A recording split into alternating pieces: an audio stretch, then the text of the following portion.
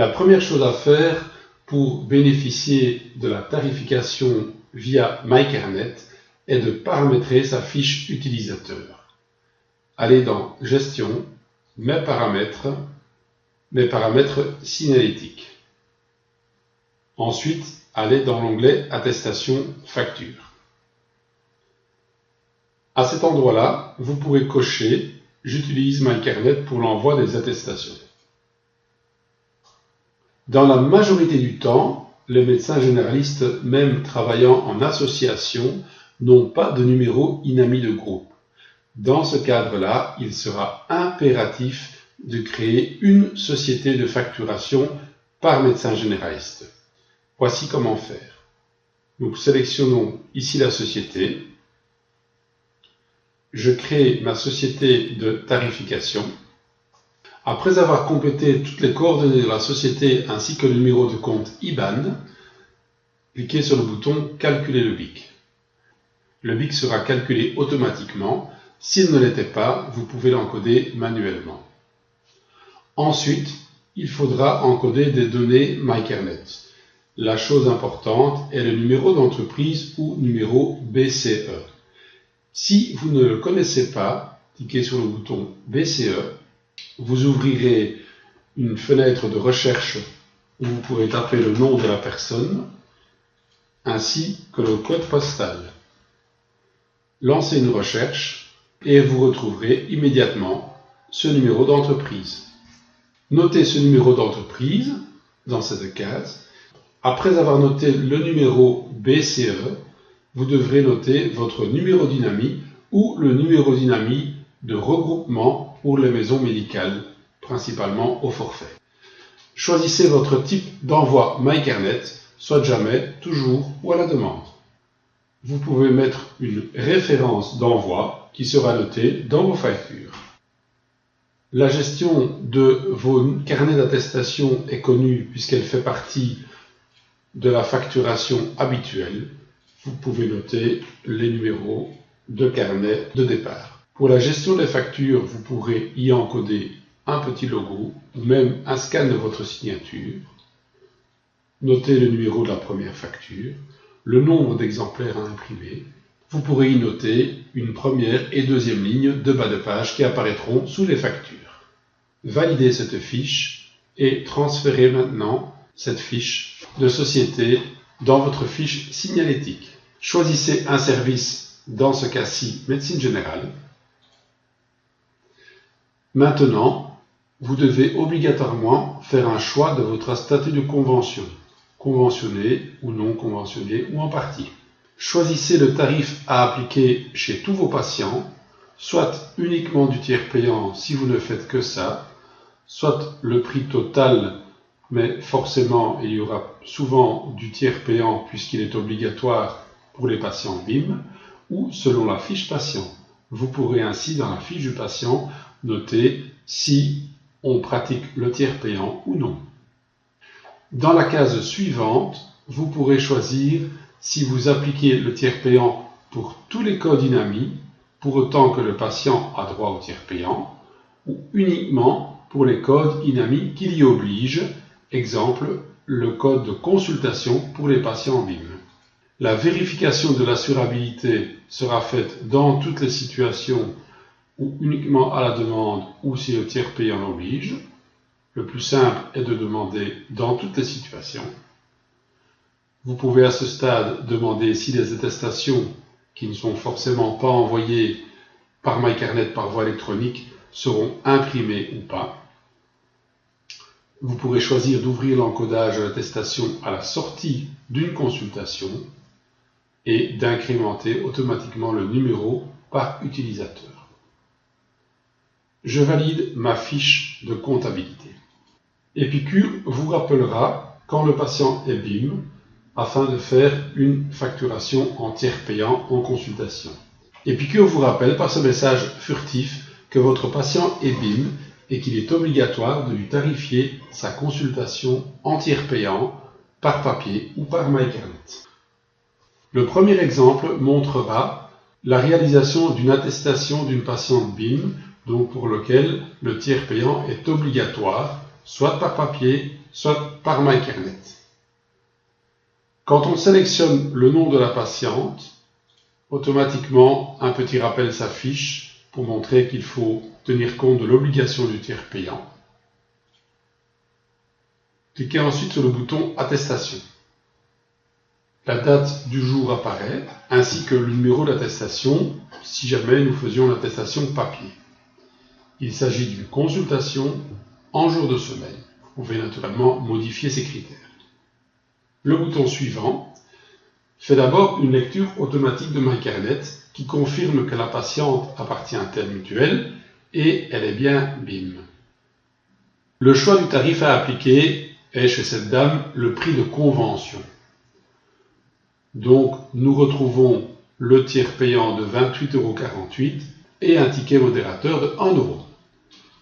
Si j'avais choisi de faire du tiers payant sans ticket modérateur, le ticket modérateur disparaît. Le deuxième point est à qui sera envoyée l'attestation. Forcément à la mutuelle, car la patiente est BIM dans le cadre de cette consultation. L'envoi peut se faire à la mutuelle par MyCarenet ou par papier. Le montant sera forcément payé en deux montants distincts. Le premier montant sera fait par facture électronique ou papier à la mutuelle pour un montant de 23,48 €. Le deuxième paiement d'un montant de 1 € qui correspond au ticket modérateur sera fait soit en caisse, soit en facture, soit par banque contact. Vous pourrez naturellement rajouter à ce stade-ci un acte technique, un acte divers non inami ou utiliser les codes techniques favoris mis en mémoire dans cet onglet. Ce qui est capital lorsqu'on envoie des attestations par MyCarenet dans le cadre du tiers payant est de vérifier les tarifs et accords pour MyCarenet. Prenez l'habitude de systématiquement demander un accord de tarif par e-tarif en cliquant sur le bouton « Demander un accord pour toutes les prestations » ou uniquement pour la prestation sélectionnée. En cliquant sur ce bouton, une vérification des codes a lieu avec éventuellement une mise à jour. Le code et les prix ont bien été confirmés avec la date d'accord de MyCarenet et le droit au tiers payant du patient.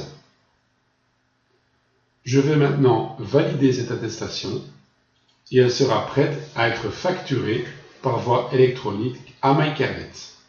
Prenons un autre exemple. Une attestation sera faite et est destinée à la mutuelle et au CPAS. Le patient se présente, je lui fais son attestation. Il s'agit d'une consultation. Une lecture automatique de MyCarenet se fait et confirme que le patient n'est pas VIPO. S'il n'est pas VIPO, il n'a pas le droit au tiers payant, papier ou MyCarenet, sauf s'il rentre dans une de ces conditions. Un état d'urgence financière, appartenant à un centre de santé mentale, un établissement spécialisé dans les soins des enfants ou personnes âgées, service de garde, décès coma, et pour une autre raison. Dans ce cadre-ci, je veux demander un état d'urgence financière. Le bouton suivant m'affiche le résumé de son attestation. Le choix du tarif à appliquer sera le prix de la convention. L'attestation sera donnée à la mutuelle, par MyCarenet ou par facture papier, comme vous le désirez. Le montant sera payé en deux montants distincts. Le premier montant adressé par facture à la mutuelle pour un montant de 20,48 €.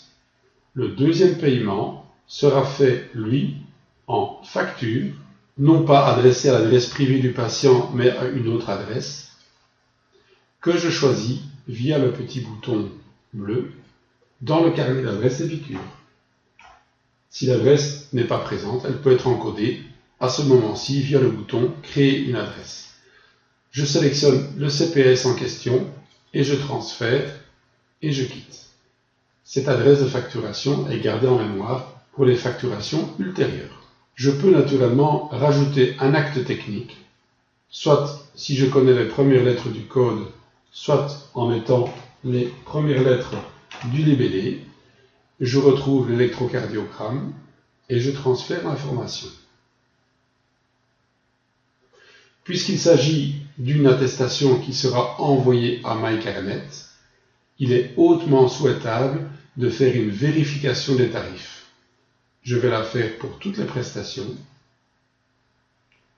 La demande de e-tarif est en cours et nous avons bien la confirmation du prix des deux codes et l'accord donné par MyCarnet. Vous êtes donc sûr et certain que cette attestation sera payée par MyCarnet. Je valide l'attestation. Nous pouvons prendre encore un autre exemple d'une attestation envoyée entièrement à une autre adresse de facturation.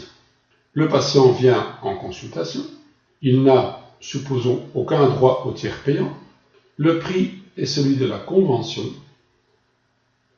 et l'attestation sera donnée à un organisme divers. Le montant payé sera en totalité et le mode de paiement se fera par facture. Je choisis à nouveau la facture. Je vais par exemple prendre soit un CPS, soit une assurance. Je transfère l'information dans la fiche du patient et je quitte. Cette attestation sera donc facturée plus tard à l'assurance. Prenons encore un dernier exemple. Vous utilisez le module de facturation des piqûres pour faire simplement la comptabilité de vos carnets. Le patient arrive en consultation, vous lui faites son attestation, c'est une visite par exemple. Une lecture de MyCarnet se fait, il n'a aucun droit à tiers payant. Le choix du tarif sera le prix de la convention. L'attestation sera donnée au patient. Le montant sera payé directement en caisse. Et on valide simplement l'attestation. Une comptabilité des carnets peut donc être faite de façon très simple. Toutes ces informations sont gardées en mémoire dans la fiche du patient. La première fois que vous ferez une attestation chez un patient, vous devrez sélectionner les items voulus et puis ils seront automatiquement gardés en mémoire. Une fois nos attestations encodées dans Epicure, nous pouvons facturer à MyCarnet. Cliquez sur Comptabilité, Attestation envoi avec MyCarnet, liste des attestations à envoyer. Notez que vous ne pouvez pas faire plus d'un envoi par jour aux mutuelles. Nous voyons que nous avons 3 attestations pour 3 groupes de mutuelles différentes. Nous pouvons naturellement filtrer ces attestations par date, par mutuelle ou par société. En cochant avec impression, je peux éventuellement également imprimer un listing de ces attestations. Chaque attestation est vue en détail ici en dessous, avec chaque fois, dans ce cas-ci, le statut Envoi MyCarnet, puisque nous avons procédé à l'e-tarif. J'envoie toutes mes attestations à MyCarnet en un bloc. Quand l'envoi est terminé, je clique sur OK et la fenêtre se ferme. Voyons comment procéder à la gestion des envois de MyCarnet. Comptabilité, attestation, liste des envois et messages reçus. En ouvrant cette fenêtre, vous voyez les différents messages déjà reçus de MyCarnet. Commencez par récupérer les nouveaux messages. Un message a été reçu. Un accusé de réception d'un fichier de facturation. Revenons à la liste des envois et réponses et passons en revue divers de ces messages. Par exemple, ce dernier message signale que nous avons reçu un accusé de réception, un fichier temporaire, ainsi qu'un décompte final, avec un rejet de 0 à 5%. Le fichier a donc été accepté et payé, mais peut-être qu'il subsiste une ou deux attestations ou codes qui n'ont pas été payés. Vous devez donc absolument vérifier le détail de ce message si vous voulez en être sûr. Je clique sur Détail du message, l'analyse complète du message se fait et vous remarquez que votre fichier d'envoi a été accepté complètement, aucune erreur n'est à corriger, vous pouvez clôturer cet envoi. Lorsque je quitte cette fenêtre, l'envoi sera clôturé et disparaît donc de la liste. Passons en revue d'autres messages. Ici, c'est un simple accusé de réception. Nous n'avons pas encore reçu de message de confirmation d'acceptation. Nous ne pouvons donc encore rien y faire. Un autre envoi pour lequel nous n'avons aucun message. Un autre envoi, ici assez particulier, puisqu'il nous signale qu'il y a un refus complet du fichier de facturation. Vous remarquez que le bouton « Refacturer toutes les attestations » se met maintenant en rouge. Vous devez renvoyer toutes vos attestations après avoir corrigé les erreurs. Je vais voir le détail du message pour voir pourquoi mon envoi a été refusé en bloc. Et dans cet exemple qui a été provoqué, nous voyons qu'il y avait une erreur de format dans votre fiche de société. Un signe cabalistique a été refusé.